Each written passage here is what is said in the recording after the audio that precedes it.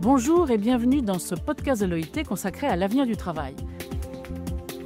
Aujourd'hui, nous allons parler du vieillissement de la population européenne et de ses conséquences sur le marché de l'emploi. L'Europe et l'Asie centrale traversent une profonde mutation démographique. La fécondité est faible, l'espérance de vie s'allonge et dans certains pays, surtout en Europe de l'Est, les travailleurs qualifiés, la plupart du temps des jeunes, quittent leur pays pour chercher ailleurs de meilleures opportunités. Résultat, la population en âge de travailler se contracte. D'ici 2050, l'OIT prévoit que la région comptera 10 millions de travailleurs en moins. Non pas à cause de suppression d'emplois, mais parce qu'il y aura tout simplement moins de jeunes pour remplacer les générations qui partent à la retraite. Cette évolution soulève des questions cruciales, des questions fondamentales. Comment adapter nos économies à une main-d'œuvre plus restreinte, plus vieillissante? Comment maintenir nos niveaux de vie, nos retraites? Alors, un nouveau rapport de l'OIT se penche sur ces défis. Alors, pour en parler, j'accueille aujourd'hui deux de ses co-auteurs, Sabrina de Gobi, qui est économiste principale au bureau régional de l'OIT pour l'Europe et l'Asie centrale, et Stefan Kuhn, qui est économiste principal au département de la recherche de l'OIT. Alors, merci d'être avec nous. Merci Sabrina, merci Stefan. Merci Isabelle, bonjour tout le monde. Merci Isabelle et bonjour. Alors, Stefan, je vais commencer avec vous. Que pouvez-vous nous dire de ce changement démographique majeur qui touche l'Europe et quelles conséquences pour le marché du travail et pour ces pays qui sont les plus touchés? L'Europe traverse un changement démographique profond et dans quelques pays même dramatique. Ceci a des conséquences importantes pour les marchés du travail. Il y a une diminution de la main-d'œuvre et une augmentation du taux de dépendance des vieillesse. Juste pour vous donner un exemple, en 2024, il y a 3 personnes entre 15 et 64 ans pour chaque personne qui a plus que 65 ans. Jusqu'à 2050, cette ratio va diminuer à 2. Et là, on parle des personnes, pas des travailleurs. Pas tout le monde entre 15 et 64 ans a un emploi. Quand il y a moins d'offres, moins de taux d'activité, on verra des problèmes pour soutenir et maintenir et créer plus de richesses en moyens par personne. Donc, ceci va créer des problèmes pour le financement des sécurités sociales, les pénuries de la main-d'œuvre dans certains secteurs, par exemple dans les soins, et aussi pourrait engendrer la cohésion sociale. Donc on parle vraiment de conséquences vraiment très très importantes pour les pays. Mais là, c'est la situation de l'Europe. Le rapport parle également de la situation en Asie centrale. Là, le tableau est un petit peu différent.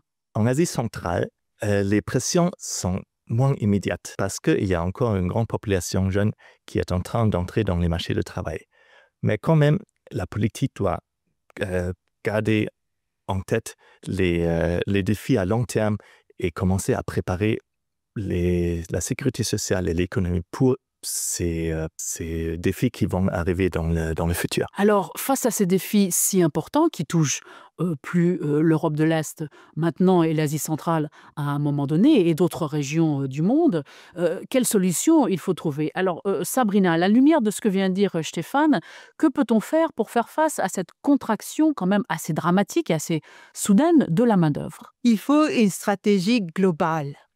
On peut d'abord commencer par accroître la présence dans le marché du travail de quelques groupes de la main-d'œuvre qui sont aujourd'hui sous-représentés. Je pense aux femmes, je pense aux travailleurs âgés de 55 ans ou plus, aux personnes en situation de handicap, aux jeunes âgés de 15 à 24 ans, aux migrants et aux réfugiés.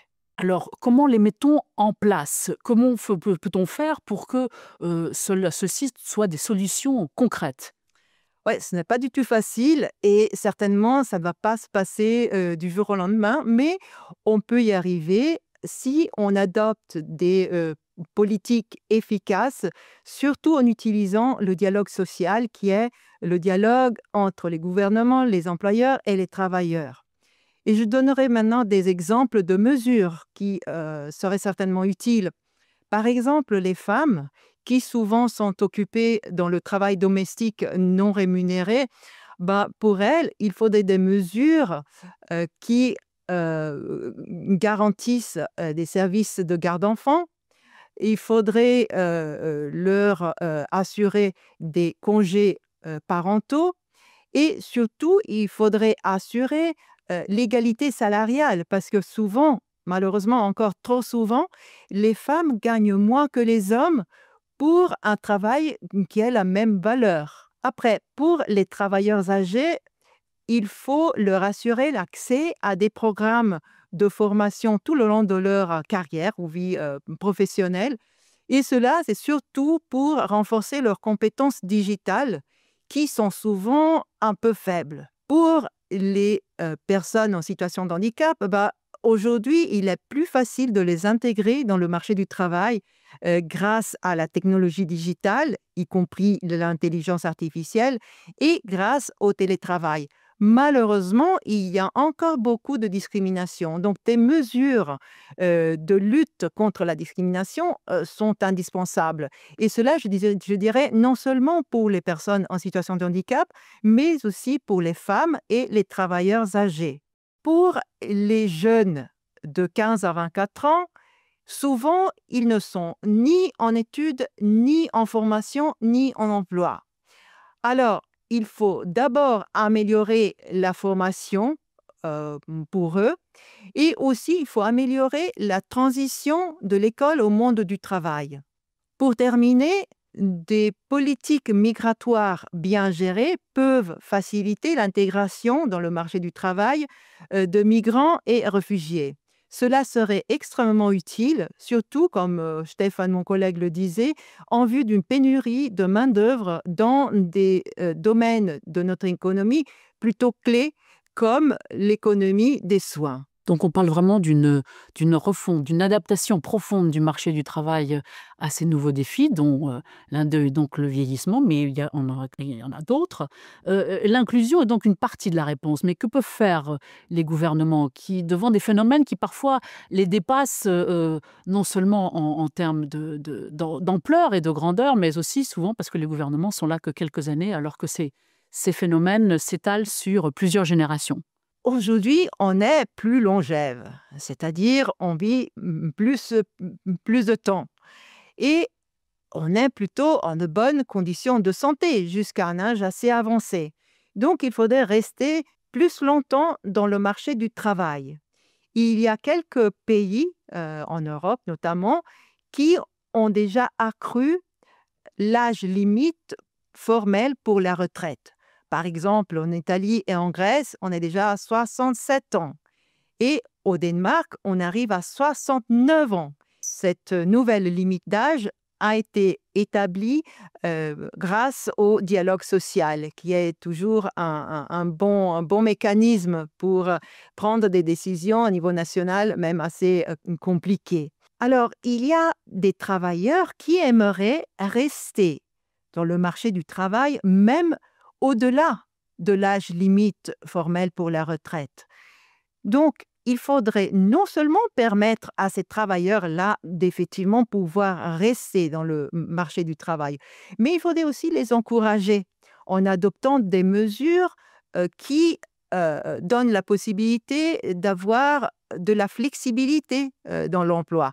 Par exemple, on pourrait leur permettre de travailler juste quelques heures par semaine, ou on pourrait adapter leur travail suivant leurs besoins physiques spécifiques. Alors, sur le plan de la productivité, Stéphane, on parle beaucoup d'intelligence artificielle et d'automatisation.